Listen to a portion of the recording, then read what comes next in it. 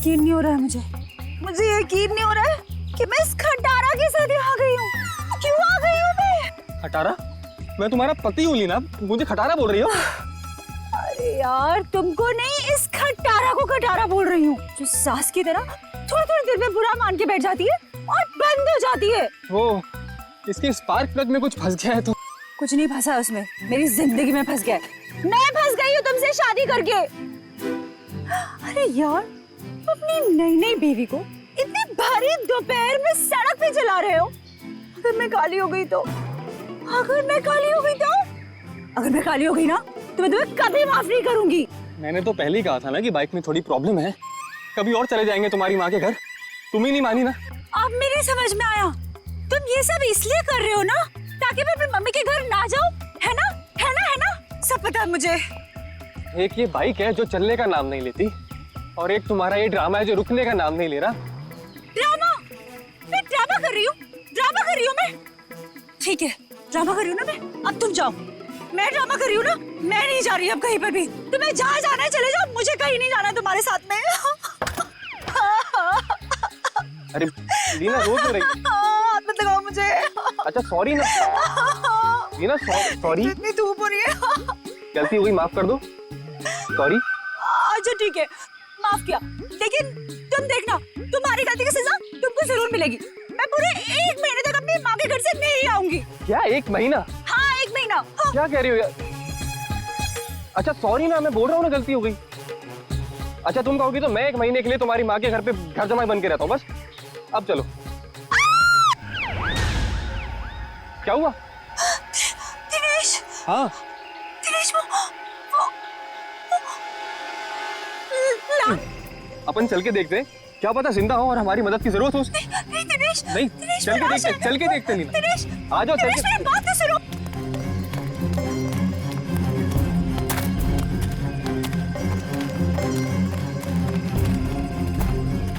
दिनेश रुको प्लीज, मेरी बात सुनो। दिनेश मुझे बहुत डर लग रहा है, प्लीज कोई।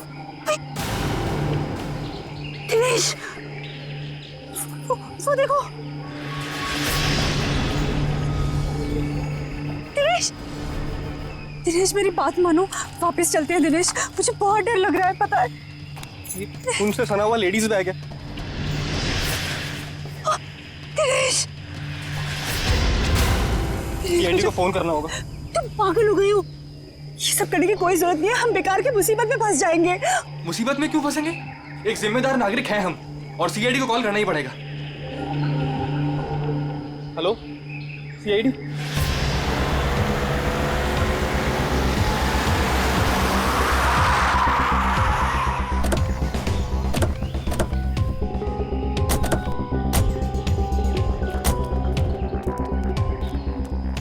आप दिनेश है? जी सर, मैं दिनेश हूँ। सीआईडी, लाश कहाँ है? सर वो वहां पे है सर, एक लड़का और एक लड़की की लाश है।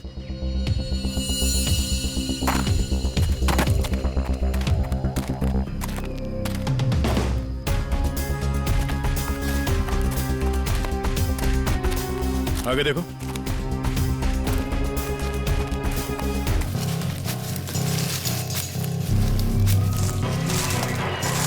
गोली मारी है सर।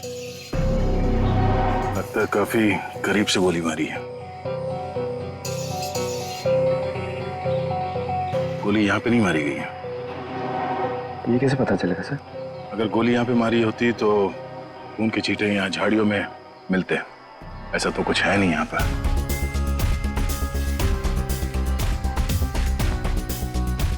लगता है इसे कहीं और मार के लाश को यहाँ घसीट के नीचे लाया गया है। अखिल नाम है इसका।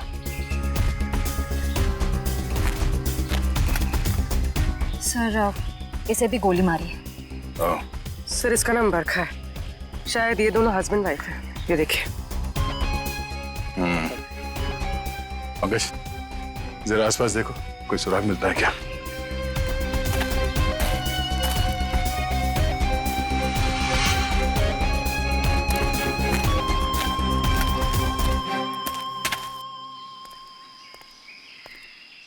अच्छा, जब आप लोगों ने ये 2 लाशें देखी तभी आसपास किसी को देखा था? नहीं, किसी को भागते हुए देखा यहाँ? लेकिन सर हमने इन दोनों को पहले देखा था। पहले देखा था मतलब आप लोग जानते हो इनको? हाँ एक्चुअली वो हम लोगों ने सुबह देखा था रास्ते पर। रास्ते पर? हाँ सर, ये बड़े ही खड़ूस लोग थे। अभी 1 घंटा पहले।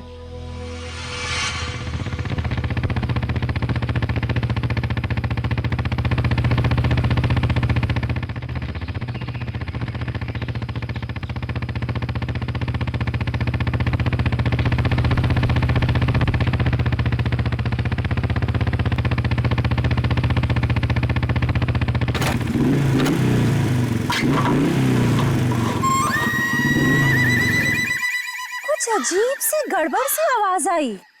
तुम्हारा पेट खराब है क्या? पेट नहीं ली ना, बाइक खराब है। यार मुझे समझ नहीं आता, जब मुझे मायके जाना होता है तभी ये क्यों नखरे दिखाती है? अब देखते ही रहोगे कि बताओगे भी क्या हुआ है? अरे यार देख रहा हूँ ना लीना, 2 मिनट दो प्लीज।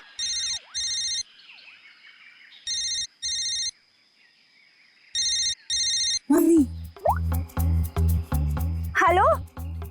हाँ मम्मी। हाँ बस आ रहे हैं, इनकी बैलगाड़ी खराब हो गई है, मतलब बाइक। हाँ जैसी ठीक हो जाएगी हम आते हैं। Okay bye mummy.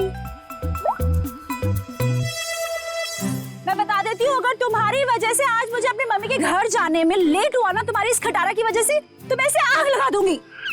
अरे अरे डरा क्यों रही हो यार? कर रहा हूँ ना, मैं ठीक करता हूँ।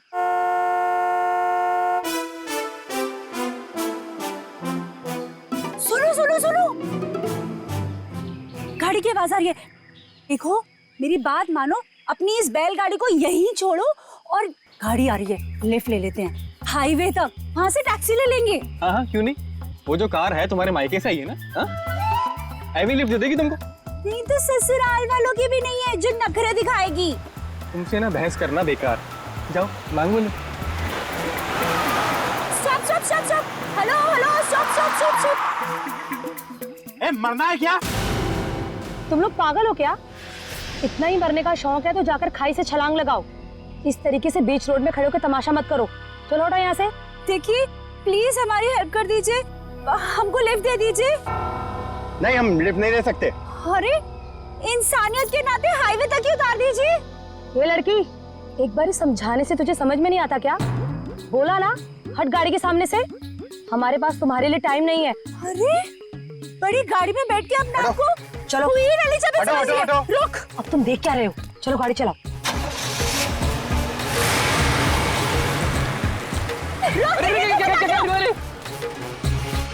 तो आप लोगों को लगता है कि वो लोग जल्दी में थे इसीलिए आप लोगों की मदद नहीं की? जल्दी में ही नहीं सर, ये बहुत घबराए हुए भी थे। मेरे साथ इतनी बदतमीजी पहले किसी ने नहीं करी। ऐसा लग रहा था जैसे दुनिया में सबसे ज्यादा जल्दी इन्हीं लोगों को है। कोई और भी था उनके साथ? नहीं मैम, बस ये दोनों ही थे। ऐसी क्या वजह रही होगी जो इतने घबराए हुए थे? और अगर घबराए हुए थे तो फिर ऐसे सुनसान जगह पे क्यों है? सर हो सकता है उन्हें यहाँ किसी ने बुलाया हो सकता है, पर वो गाड़ी जिसमें वो लोग थे वो कहाँ है? सर, हाँ एक गाड़ी मिली है सर, कहाँ पे? वो आगे झाड़ियों के पीछे। आइए।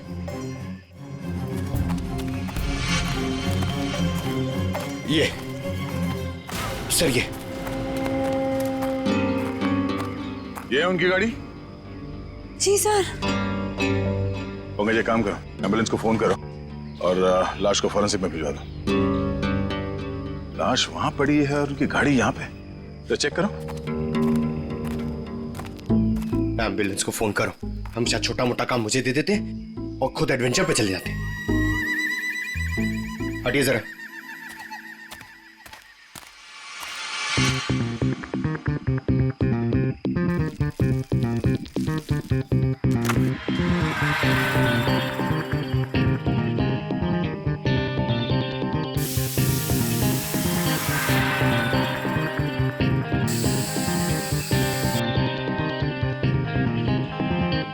सर, अंदर स्टीयरिंग व्हील पे और विंडो पे उंगलियों के निशान हैं। सर हाँ सर ये देखिए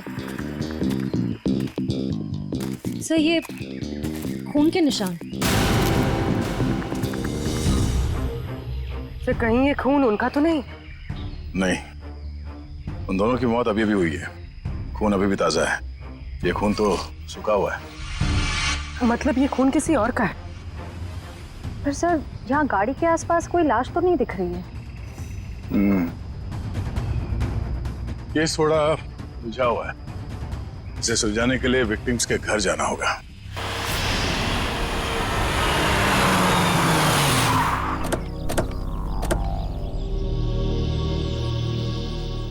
यही घर है ना? हाँ सर।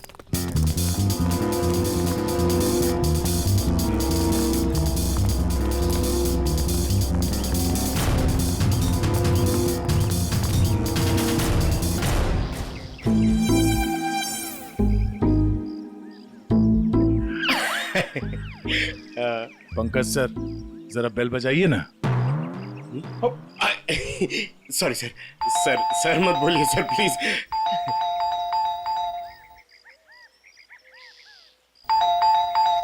तो लगता है घर में कोई नहीं है। घर में कोई नहीं है? घर में नहीं तो दरवाजा क्यों नहीं खोल रहा? घर तो अंदर से बंद है। पर अगर दरवाजा लॉक है तो फिर बाहर से, मतलब अंदर से बाहर कैसे आएगा कोई? सेंट्रल लॉकिंग सुना है? लातों के भूत बातों से नहीं मानते। नहीं, सर, दरवाजा आपकी वजह से डर के रोने लग गया। आवाज यहाँ से आ रही है पंकज। चोर चोर चोर! चोर? हाँ हाँ, चोर हैं आप सब। अरे नहीं, हमारी सिर्फ शक्ल चोरों जैसी है। हम लोग सीआईडी से हैं। हाँ हाँ, सीआईडी वालों को ही बुलाऊंगी मैं अभी। अरे मैम, आपको कुछ गलतफहमी हो रही है। हम लोग सीआईडी से हैं। हाँ, सीआईडी? आप लोग सीआईडी वाले होके भी बरखा जी क्या चोरी के लिए आ गए? हाँ हाँ, नहीं तो क्या? हम लोग यहाँ चोरी करने नहीं आए, हम लोग तहकीकात के लिए आए। तहकीकात? ऐसी तहकीकात? हाँ हाँ, नहीं तो क्या? मैम, ये बरखा और अखिल, इन दोनों की मौत हो गई है। किसी ने खून कर दिया उनका। क्या? ये भगवान, ये क्या हो गया? मैडम प्लीज प्लीज अपने आप को संभालो। अरे बहन, कैसे संभालूं? मेरा तो राशन ही बंद हो गया। बरखा और अखिल की राशन की दुकान थी? अरे नहीं नहीं भाई साहब, वो तो हम कभी कटोरा कटोरा दाल, कभी चावल, कभी दूध, कभी दही लेकर अपना महीने भर का काम चला लेते थे। बहुत अच्छे थे बेचारे, दे भी देते थे। लेकिन अब क्या होगा? बहन, तुम तो एक औरत हो ना, एक औरत का दुख तो तुम समझ ही सकती हो। कमाल है, शर्म आनी चाहिए आपको। यहाँ पे किसी की मौत हुई है और आपको अपने राशन की पड़ी है। हाँ? अब ये रोना धोना बंद कीजिए प्लीज, और हमारे सवाल का जवाब दीजिए। आप इस बरखा को कब से जानती? जब पहली बार चाय पत्ती लेने गई थी ना, तब से। सर, ये चाय पत्ती और चीनी से एक्सप्लेन कर रही है? ये बहुत कमाल का टैलेंट है। मैम, आप हमें ये बताइए कि इस घर में अखिल और बरखा के अलावा कोई और भी रहता था? जब भी कुछ लेने आती थी तो कभी बरखा और कभी अखिल ही देते थे, तो वही रहते होंगे ना। हाँ हाँ, नहीं तो क्या?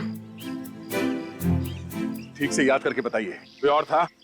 अरे अब इसमें याद, हाँ याद आया, कोई था, एक और कोई था। कौन था? एक बार ना मेरा रायता खाने का बड़ा मन हुआ, तो मैं उनसे दही और लौकी मांगने आई थी। तब बरखा, बरखा, अखिल, बरखा। अरे ये दरवाजा तो हमेशा बंद रहता है।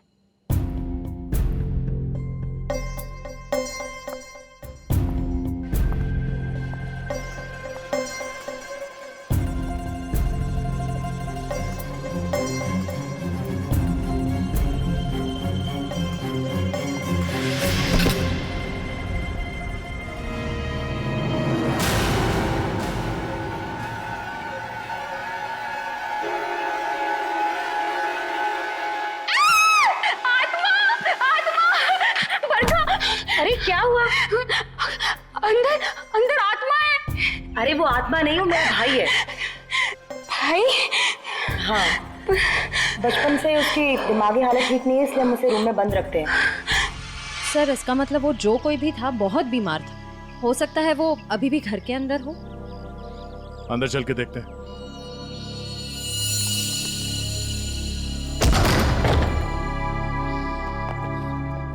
बाहर के दरवाजे पे सेंट्रल लॉक और अंदर एक और दरवाजा, ये डबल सिक्योरिटी।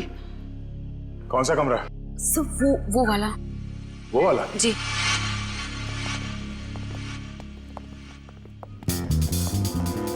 क्या हो सर? ये देखो, ऐसे लगता है कि किसी को यहां से घसीट के ले जाया गया है।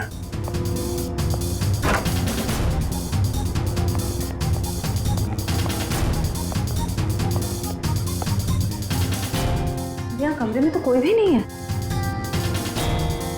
अगर उसका भाई इतना बीमार था तो खुद बाहर चल के तो नहीं जा सकता, तो गायब कहाँ हुआ? बाहर खून का निशान मिलना, उसके भाई का यहाँ पे गायब होना, लगता है इस कमरे में कुछ हुआ है। तो चेक करो, देखो कुछ मिलता है क्या।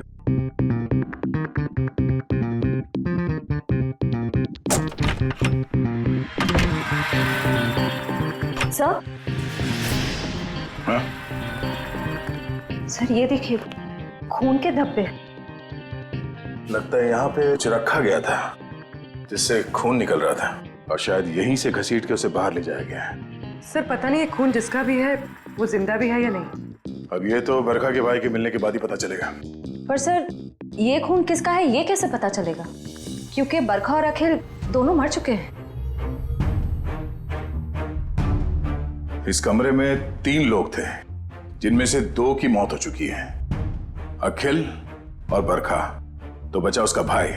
हो सकता है ये खून उसके भाई का हो, या फिर ये भी हो सकता है कि उन दोनों की मौत से पहले उन लोगों ने यहाँ पे किसी को मारा हो, या फिर उस खूनी ने जिसने उन दोनों को मारा यहाँ पे किसी को आके मार दिया। हो सकता है उसका भाई हो या फिर कोई और। एक काम करो, पड़ोसी से अखिल और बरखा इन दोनों के फोन नंबर्स ले लो, शायद इनके कॉल लिस्ट से कुछ पता चल जाए।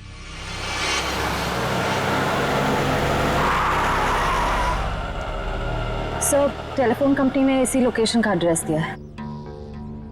ध्यान से, किसी को शक नहीं होना चाहिए। जाओ।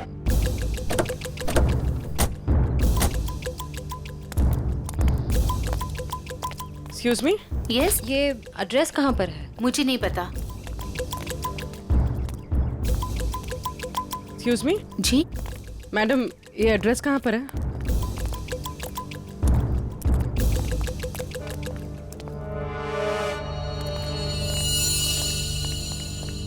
एक्सक्यूज मी मैडम, इस एड्रेस के बारे में बता सकते? मैं नहीं जानती।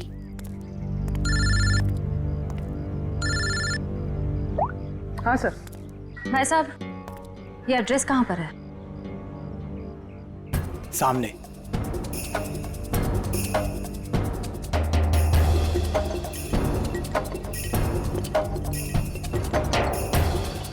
पूर्वी, घर का पता चल गया। मिल गया। मिल गया? गुड, हम लोग आ रहे हैं।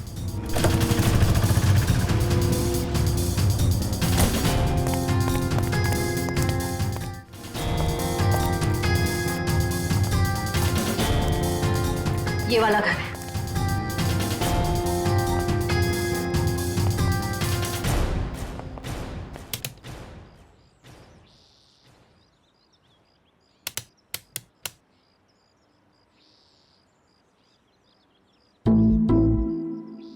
सर, घंटी खराब है क्या?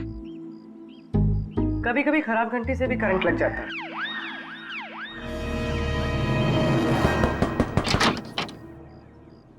जी। तुम्हारा नाम संध्या है? जी, पर आप लोग कौन? सीआईडी। सीआईडी? पर आप लोग यहाँ क्यों आए? तुम किसी अखिल नाम के आदमी को जानती हो? अखिल? नहीं, मैं किसी अखिल नाम के आदमी को नहीं जानती हूँ। अच्छा, मैं तुम्हारी इस बात पे यकीन जरूर करता, पर जिस आदमी को तुम हर रोज फोन करती हो उसका नाम जानने से भी इनकार कर रही हो, ये बात कुछ हजम नहीं हो रही। देखिए, मैंने आपसे कहा ना, मैं किसी अखिल को नहीं जानती हूँ, ना ही मैं उससे बात करती हूँ, तो आप लोग मेरे पीछे क्यों पड़े? प्लीज यहाँ से जाइए। सर लगता है इसे ना जानने वाली बीमारी है। इसका तो इलाज करना पड़ेगा। क्या हो रहा है? संध्या, कौन है ये लोग? पापा, ये लोग सीआईडी से। सीआईडी? अरे साहब, हम लोग शरीफ लोग हैं, हमने कोई गुनाह नहीं किया है। देखिए, आप कितने शरीफ है ना, ये हमें बाद में पता चल ही जाएगा। आप पहले ये बताइए कि वो आदमी कौन है जिसे आपकी बेटी डेली फोन करती है? आदमी? संध्या, ये क्या बोल रहे हैं? बोलती क्यों नहीं? लड़की पे हाथ उठाते हो? हाँ संध्या, सच सच बताओ। आप लोग खामखा मुझ पर इल्जाम क्यों लगा रहे हो? हम लोग कोई इल्जाम नहीं लगा रहे। तुम हर रोज अखिल नाम के किसी आदमी से फोन पे नहीं बात करती? कौन है ये अखिल? पापा, मैं किसी अखिल को नहीं जानती हूँ। नहीं जानती तो फिर रोज उससे बात कैसे करती हो? देखो, हमारे पास फोन रिकॉर्ड्स है। सीआईडी के सामने तुम्हारा ये झूठ नहीं चलेगा। देखिए, ऐसा है, एक बार संध्या ने कह दिया नहीं जानती तो नहीं जानती। आप लोग प्लीज हमारे साथ जबरदस्ती मत कीजिए। जाइए आप लोग। चलो संध्या। एक मिनट, देखिए, आप हमें जबरदस्ती करने पे मजबूर कर रहे हैं। हम यहाँ सच जानने आए, इसलिए आप अंदर जाइए और संध्या से अकेले में बात करने दीजिए। चलिए। कैसी बात कर रहे हैं आप? संध्या मेरी बेटी है, मैं उसे छोड़ के नहीं जाऊंगा। चलिए, आप अंदर चलिए। अरे ये क्या जबरदस्ती है? क्या जबरदस्ती है आप लोग की? चलिए। क्या जबरदस्ती है? देखो संध्या, तुम पढ़ी लिखी लगती हो, इसलिए समझा रहा हूँ। हमारे पास तुम्हारे फोन रिकॉर्ड्स हैं, इसलिए झूठ बोल के कोई फायदा नहीं।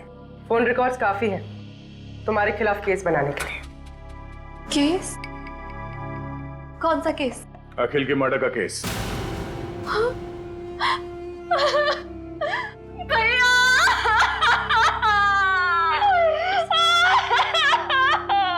क्या हुआ? पापा, अखिल भैया नहीं रहे। क्या?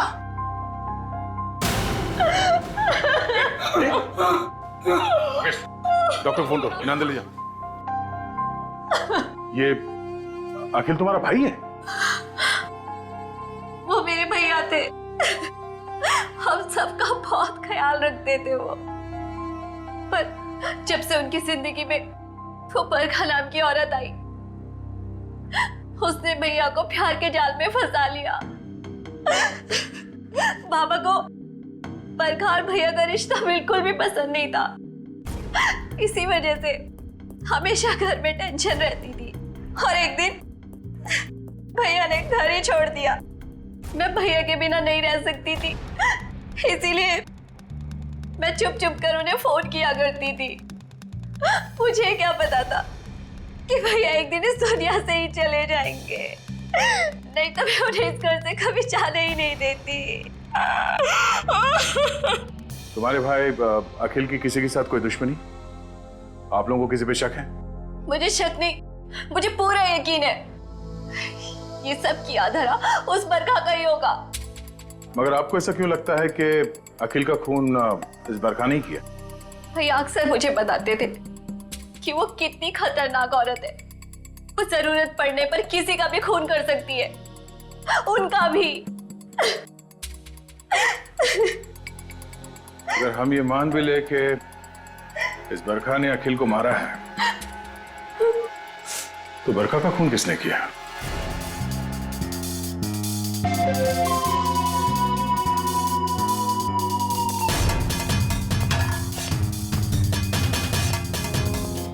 बस मामला बहुत गंभीर है। क्यों? तेरे से जम नहीं रहा है?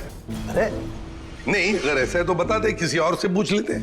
गाड़ी में 2 लोगों की उंगलियों के निशान नहीं है, बल्कि 3 लोगों की उंगलियों के निशान है। 3 लोगों के निशान थे? जी। तो फिर 2 उंगलियों के निशान तो इन लाशों के होंगे, और तीसरा उंगलियों का निशान खूनी का हो सकता है।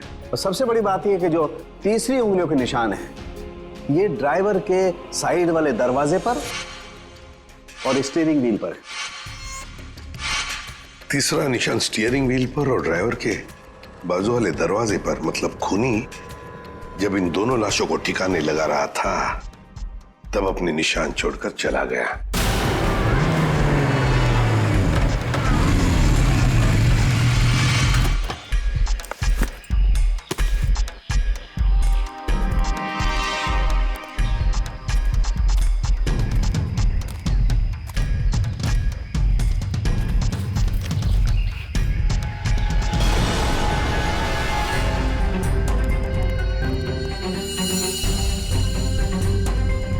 कुछ पता क्या हुआ और कुछ बाकी है क्या? पूरी बात तो सुन लो ना यार तुम। तो एक साथ क्यों नहीं बताता तू? अरे कैसे बताऊं यार, तुम एक बात सुन करके चल दिए। अरे यार, अच्छा बता। देखो बॉस, वो जो खून बरखा के घर में मिला है वो जिस आदमी का है उसे मारने की प्लानिंग बहुत समय से चल रही थी। क्या क्या मतलब? हाँ, और एक बात, उस खून में आर्सेनिक मिला है। आर्सेनिक? ये ऐसा तो नहीं सर कि आनंद के परिवार वाले इसे मारना चाह रहे थे? स्लो पॉइजन देके वो खून कहां से आया वहां पे? बॉस, गाड़ी की डिक्की में जो खून मिला है वो खून इस खून से जो बरखा के घर में मिला है इससे मैच करता है।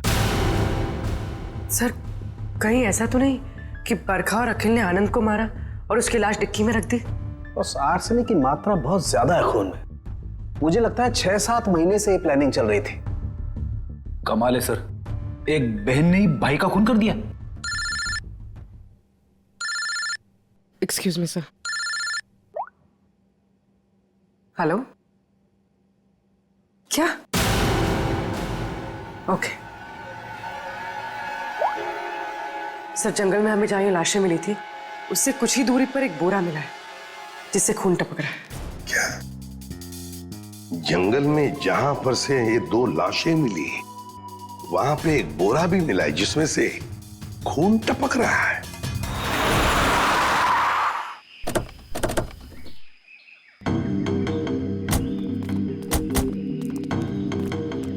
आपने फोन किया था? हाँ सर, मैंने फोन किया था। तो सामने जंगल में एक बोरा है, उसमें से खून टपक रहा है।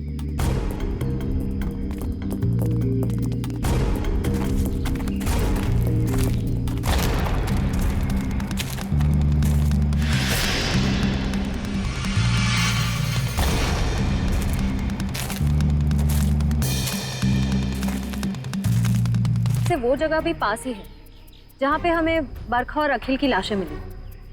सर, एक दिन में 3 लाशें आसपास मिलना, एक बीमार आदमी का गायब होना और डिक्की में खून मिलना, ये कोई कोइंसिडेंस तो नहीं लगता सर? कहीं ये लाश बरखा के भाई की तो नहीं? हो सकता है, पर उसके लिए इसकी शिनाख्त करनी पड़ेगी। सर वो क्या बोला आपने, वो शिनाख्त? पहचान पंकज, पहचान। तो एक काम करो, बॉडी को फोरेंसिक लैब भिजवा दो। हमें गाड़ी के डिक्की में जो खून मिला था इसके खून से मैच करके देखेंगे, सच्चाई का पता चल जाएगा। हा? और ये मिसिंग पर्सन ब्यूरो का जो रिकॉर्ड है वो भी चेक करो, देखो किसी ने इसके गायब होने की रिपोर्ट लिखवाई है क्या।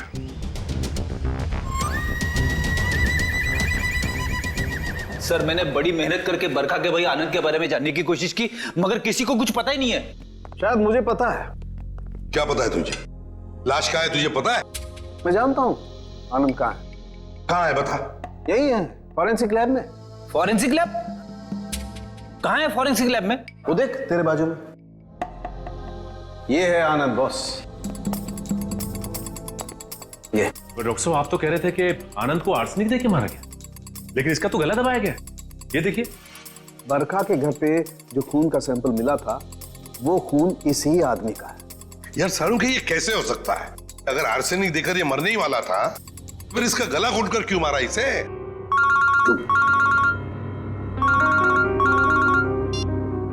हेलो।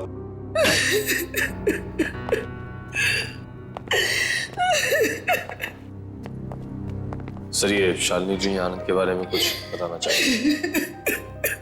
मैम प्लीज आप जरा शांत हो जाइए, शांत हो जाइए। बताइए बताइए क्या हुआ?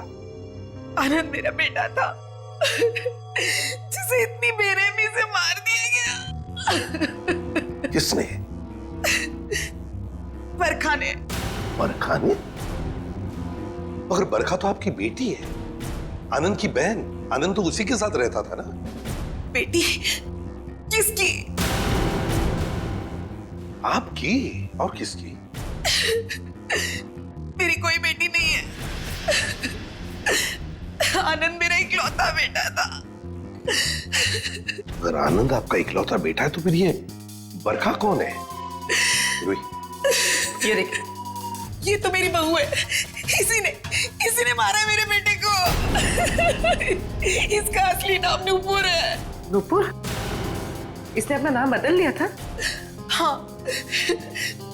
मैं इसे फांसी पर चढ़ा हुआ देखना चाहती हूँ। इसके कर्मों की सजा इसे मिलनी ही चाहिए। लेकिन शालिनी जी, इसका तो खून हो गया। क्या? लेकिन अभी आप इतने यकीन के साथ कैसे कह रही थी कि आपके बेटे का खून इसी ने किया? जब से मेरे बेटे की इससे शादी हुई, उसके कुछ दिन बाद से ही बहुत बीमार रहने लगा था। एक दिन इसने कहा कि वो उसे किसी वैद्य के पास दिखाने ले जा रही है, और वो मेरे बेटे को लेकर चली गई, लेकिन वापस अकेले लौटी। जब मैंने उससे पूछा आनंद कहाँ है, तो कहने लगी आनंद भाग गया। आनंद भाग गया? तो आपने उसे पूछा नहीं कहाँ भाग गया? मुझे भी बहुत अजीब लगा था। मेरा बेटा बहुत ही समझदार और शांत था, ऐसे कैसे भाग जाएगा? तभी से मुझे इस औरत पे शक हो गया था। क्यों? बरखा ऐसा क्यों करती थी? अखिल को अपना पति और आनंद को अपना भाई क्यों बता रही थी? क्यों? उस कार पर मिले तीसरे फिंगरप्रिंट की रिपोर्ट आ गई। किसके फिंगरप्रिंट? सर, ये फिंगरप्रिंट एक ड्रग डीलर का है। रंजन नाम है उसका। अभी कुछ दिन पहले सजा काट के जेल से निकला है। डीलर रंजन?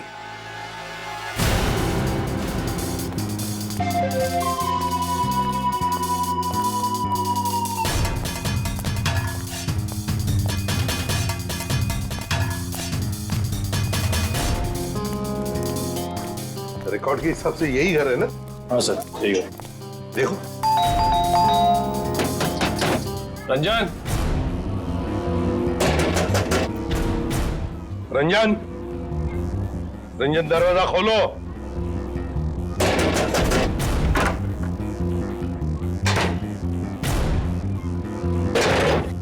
ये रंजन का घर है? जी हाँ। आप कौन है? मैं उनकी बीवी हूँ। कहाँ है रंजन? पर आप लोग कौन? आप बताइए, रंजन घर में है या नहीं? जी हाँ, वो सो रहे हैं। सो रहे हैं? अभी इतनी देर गए? कल रात को कहीं बाहर गए थे क्या? देर से लौटे? उनकी तबीयत ठीक नहीं है, वो 2 दिन से घर में ही हैं, कहीं नहीं गए। सर, उसने अपनी बीवी को अच्छी खासी ट्रेनिंग दे रखी है झूठ बोलने की। हाँ, कहाँ सोया है रंजन? पूर्वी, देखो जरा। सर, मैडम बैठिए। आप ऐसे कैसे अंदर घुस सकती हैं? मैम, ये मेरा घर है, आप ऐसे अंदर नहीं आ सकती। बाहर चलिए आप लोग, बाहर चलिए।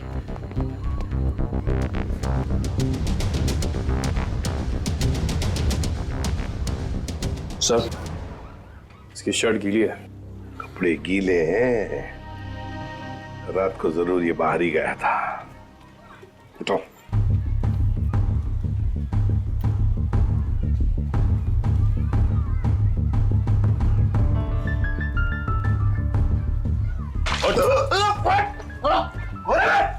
सीआईडी, आजा, चल। सीआईडी? मैंने कुछ नहीं किया। कुछ नहीं किया? रात को कहीं बाहर गए थे ना देर तक, और फिर ये कपड़े कैसे गीले हो गए? और फिर तुम्हारी उंगलियों के निशान उस गाड़ी के स्टीयरिंग व्हील पर और दरवाजे पर भी मिले, कैसे? और उस गाड़ी के आसपास हमें 2 लाशें भी मिली। वैसे मेरे तो 2 दिन से मैं सो रहा था सर। 2 दिन से तबीयत खराब थी। उठाओ इसे, ले चलो। चल। सर, मैंने कुछ नहीं किया सर। सब छोड़ दीजिए इन्हें। प्लीज, सब प्लीज मैम, कुछ प्लीज। नहीं किया है। सब मेरी सब- बात चलिए। कुछ नहीं किया। कहाँ लेके जा रहे हैं सब छोड़ दो इनको। सर मुझे छोड़ दिए सर, प्लीज। मैंने कुछ नहीं किया सर। अब जल्दी मुंह खोलोगे या फिर और भी चाहिए? बता दो सर। बताओ, बताओ जल्दी। मैंने ही उन दोनों को मारा है सर। क्यों? क्यों मारा तुमने? उन दोनों को क्यों मारा? क्या दुश्मनी थी तुम्हारी? मेरी कोई दुश्मनी नहीं थी सर। तो फिर? दुश्मनी तो उसकी थी सर, जिसने उन दोनों को मारने की सुपारी दी थी।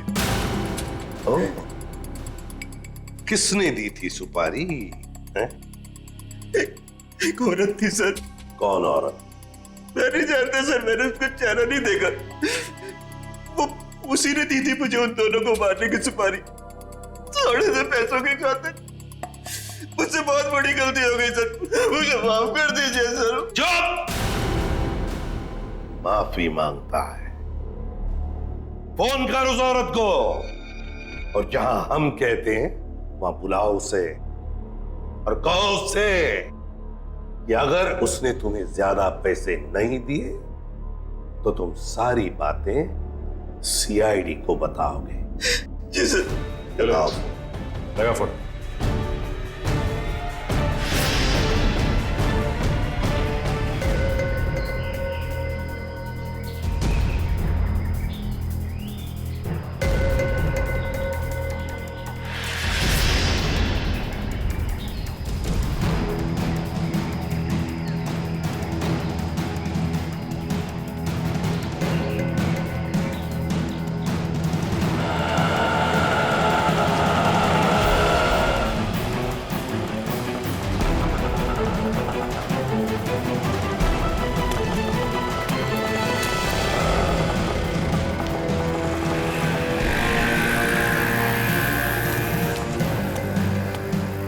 रंजन, तुम कब से वेट कर रहा हूं मैं तुम्हारा? तेरा इंतजार खत्म करने ही तो मैं आई हूं।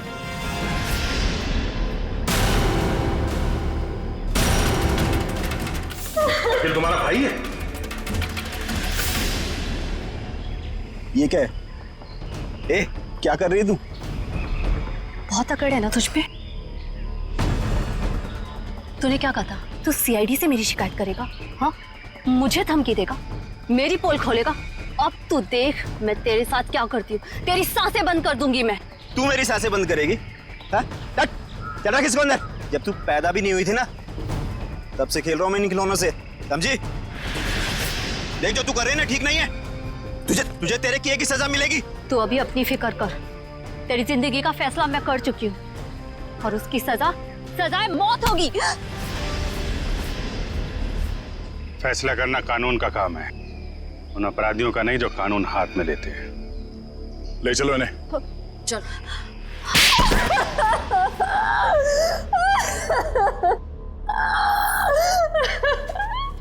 हाँ, मैंने मारा अपने भाई को, मैंने मारा उसे। बताओ संध्या, क्यों मारा तुमने अखिल को? क्योंकि भाई के नाम पर वो कलंक था, लावारिस था वो। जब मेरे बाबा उसे अनाथ आश्रम से लेकर आए थे, पर उन्हें क्या पता था कि वो एक बेटे की जगह एक शैतान को लेकर जा रहे हैं। अखिल तुम्हारा सगा भाई नहीं था? नहीं, और ना ही उसने कभी सगा बनने की कोशिश की। बाबा ने और मैंने उसकी खुशी के लिए क्या कुछ नहीं किया, और उसने हमेशा हमें धोखा दिया। हमारा घर, हमारी जमीन और सारी सेविंग, सब कुछ धोखे से हड़प ली। और ये सब उसने बरखा को खुश करने के चक्कर में किया। अच्छी खासी जिंदगी जीने वाले हम लोग बदतर जिंदगी जीने पर मजबूर हो गए। और तुमने तो उसे जिंदगी से ही आजाद कर दिया। तुम्हें अखिल से पता चला कि वो दोनों आनंद को मारने का प्लानिंग कर रहे हैं। हाँ, कई दिनों तक आनंद को जहर देने के बाद जब वो नहीं मरा तो बरखा के सब्र का बांध टूट गया और उसने अखिल के साथ मिलकर आनंद को अपने हाथों से गला घोट के मार दिया।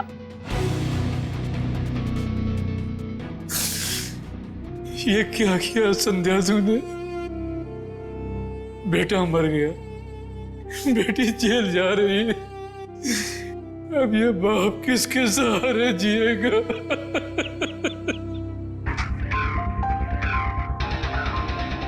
संध्या, बदले की भावना सिर्फ दुख ही पहुंचाती है, साथ साथ अपनों की जिंदगी भी बर्बाद कर देती है।